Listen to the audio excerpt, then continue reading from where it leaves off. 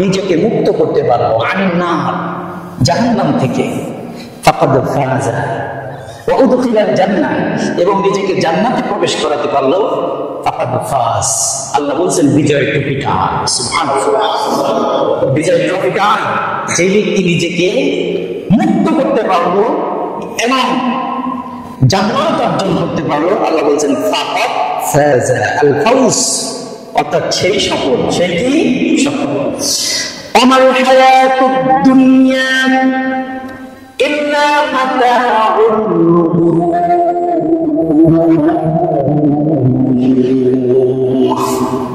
আমাল হায়াতুদ দুনিয়া, দুনিয়ার জীবন, দুনিয়ার যত স্টেশন ছিল, জার্নি ছিল, হায়াতুল গুরুর, এগুলো মরিচিকা, খেলার ছল ছাড়া আর কিছুই নয়।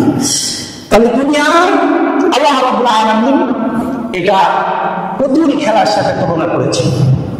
যেমন মাটির পুতুল আমরা বানাই, যখন একটু নাক ছোট হয় ওটাকে আবার ছোট করে দেই, আবার ভেঙে দেই, কানটা একটু ছোট হলে ওটাকে বড় করে দেই, অর্থাৎ এটাকে আমরা সুন্দর করে গড়ি, আবার ভাঙি, আবার গড়ি, কথা ঠিক না? আল্লাহ রাব্বুল আলামিন এই পৃথিবীটাকে এমন ভাবে বলছেন, আমাল হায়াতুদ দুনিয়া ইল্লা মাতাউল গুরুর। বস্তু, খেলার ছল, ছলনার, মরিচিকার হাতছানি পৃথিবী, এটা ছাড়া আর কিছুই না। সুতরাং মরিচিকার পিছনে দৌড়ানো আর ধুধু মরুভূমির বুকে দূরে পানি দেখা যায়, পানির পিছনে দৌড়ানো আর পৃথিবীর পিছনে দৌড়ানো এক কথা।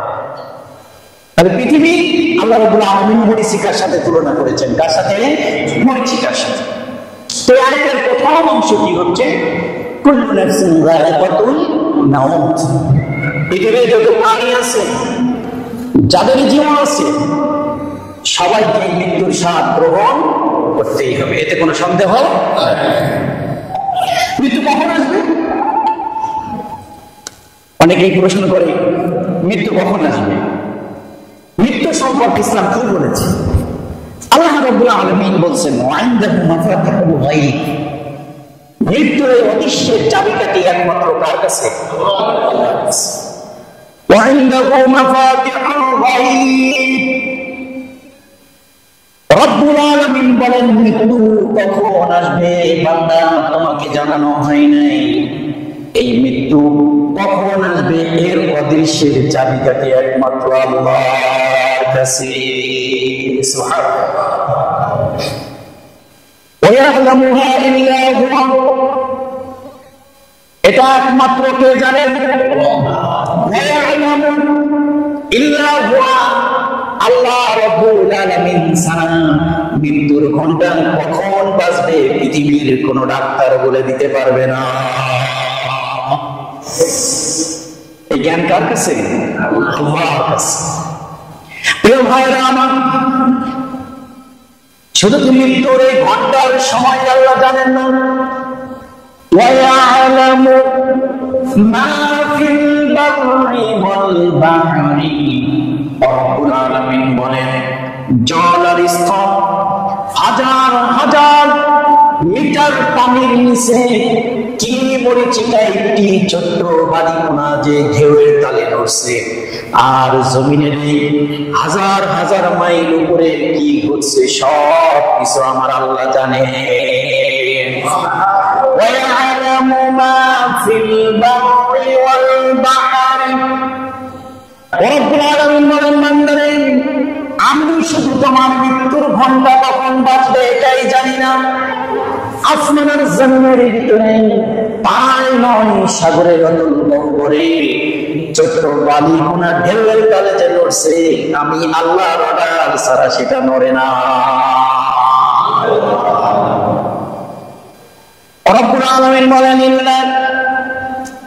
আল্লাহ রব্বুল আলামিন বলেন ইন্নাল্লাহা ইনদাহু ইলমুস সাআতি ওয়া ইউনাজ্জিলুল গায়থা ওয়া ইয়ালামু মা ফিল আরহাম। মায়ের গর্ভের ভিতরে তুমি কোন অবস্থায় আছো? ওয়া ইয়ালামু মা ফিল আরহাম, আরহাম শব্দের অর্থ হলো রেহমুলের বহুবচন। মায়ের যে গর্ভটা, এটাকে আরবিতে বলা হয় আরহাম। এই মায়ের গর্ভের ভিতরে তুমি কেমন অবস্থায় আছো এটাও আমি আল্লাহ জানি। সুবহানাল্লাহ। সুতরাং তোমার মৃত্যুর ঘন্টা বাজবে, এটা কোনো সন্দেহ নাই। এখান থেকে পালানোর কোনো পথ নাই। যদি তুমি এখান থেকে পালাতে চাও, তুমি যদি মনে করো আমি মৃত্যুর হাত থেকে লুকাতে চাই, এর জন্য আমি একটা সুন্দর ইনসেন্টিভ জারি নিই, যেখানে কোনো ময়লা ঢুকবে না, জার ঢুকবে না, বাতাস ঢুকবে না, অক্সিজেন ঢুকবে না, কোনো কিচ্ছু ঢুকবে না। সুতরাং সেখানে আজরাইল যেতে পারবে না। তুমি অক্সিজেনের সিলিন্ডার নিয়ে ভিতরে ঢুকেছ, দিনের পর দিন যদি তুমি সেখানে অবস্থান করো, আর যদি চিন্তা করো আমি মৃত্যুর হাত থেকে বেঁচে যেতে চাই, তুমি পারবা না। রব্বুল আলামিন বলেন, ইন্নাল মাউতাল্লাযী তাফিরুনা মিনহু ফাইন্নাহু লাকীকুম। মৃত্যু যে মরণ থেকে পালাও তুমি, সে মরণ তোমায় লইবে ঘিরে। যদিও শুধু আকাশ পানে লুকাও সেথায় লাগিয়েছি। ইন্নাল মাউতাল্লাযী তাফিরুনা মিনহু ফাইন্নাহু লাকীকুম। তাফিরুনা ফিরুন পলায়ন করা। ইন্নাল মাউতাল্লাযী তাফিরুনা মিনহু, মরণ থেকে তুমি লুকাতে চাও, পলাতে চাও, ফাইন্নাহু লাকীকুম, জেনে রাখো তুমি যেখানেই থাকো না কেন মৃত্যু তোমার সাথে মুলাকাত করবে। মুলাকীকুম, মৃত্যু তোমাকে ধরবে, তোমাকে তোমার সাথে মুলাকাত করবে। তুমি পালাও না কেন, লুকাও না কেন? ওয়ালাউ কানা ফীহি বুরুজুন মুশাইয়াদা, বুরুজ শব্দের অর্থ হচ্ছে প্রাসাদ, আর মুশাইয়াদ শব্দের অর্থ হচ্ছে শক্তিশালী প্রাসাদ, যেখানে কোনো কিছু ঢুকতে পারে না। কামান মারলে কামান দিয়ে ওই প্রাসাদের কোনো বিল্ডিং কে নষ্ট করা যায় না, আঘাত করা যায় না।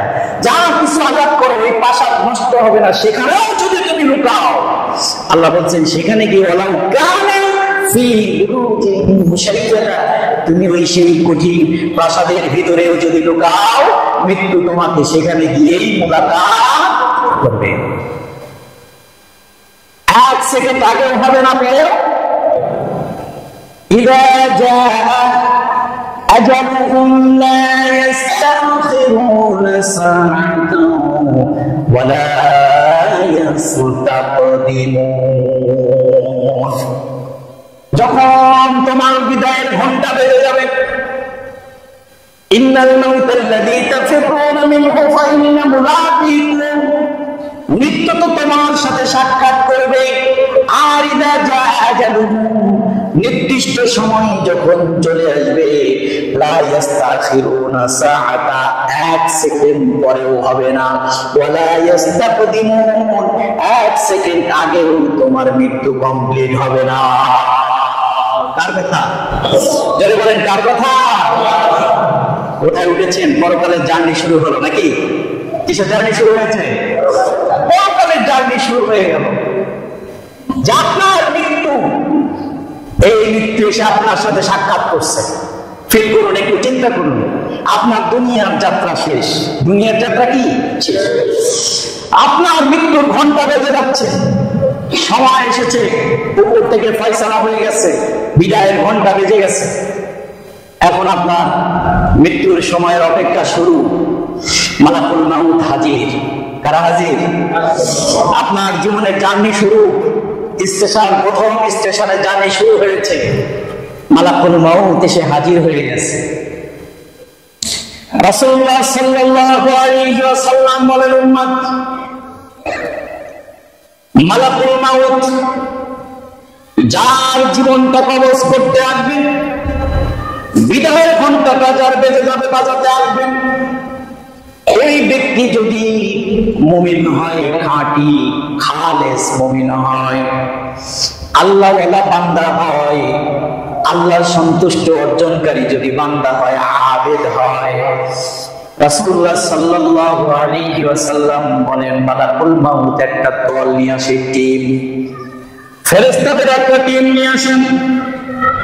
ওই টিমের হাতে থাকে একটি পাত্র, ওই পাত্রের উপরে থাকে জান্নাতের একটা সুন্দর কাপড়, মিষ্টাম্বারের চাইতে সুঘ্রাণ। পৃথিবীর যদি কোন আনাসে কানাসে কাপড়কে যদি রাখা হতো, তাম পৃথিবী সুগন্ধে ভরে যেত। একটা তস্তরি নিয়ে আসবেন, সুন্দর একটা, দূরে দাঁড়ায় থাকবেন। দাঁড়ায় থাকার পরে মালাকুল মাউত আল্লাহর ওই মুমিন বান্দার মাথার শিরে বসে রূহকে বলবি, ইয়া আইয়াতুহান নাফসুল মুতমাইন্না ইরজিই ইলা রাব্বিকি রাদিয়াতান মারদিয়া ফাদখুলি ফি ইবাদি ওয়াদখুলি জান্নাতি। মাথায় আর শিরে বসে মালাকুল মাউত এই মুমিন বান্দা আত্মারে ডাক দেবে, ইয়া আইয়াতুহান নাফসুল মুতমাইন্না, হে অনুগত রূহ, ইরজিই ইলা রাব্বিকি রাদিয়াতান মারদিয়া, তুমি আল্লাহর দিকে সন্তুষ্ট চিত্তে বের হয়ে আসো। বের হয়ে আসার পরে তুমি আল্লাহর জান্নাতে প্রবেশ করো। যখন বান্দার মাথার পাশে বসে এই কথা বলবে, রূহ আস্তে করে আজরাইলের হাতে এসে উপস্থিত হয়ে যাবে।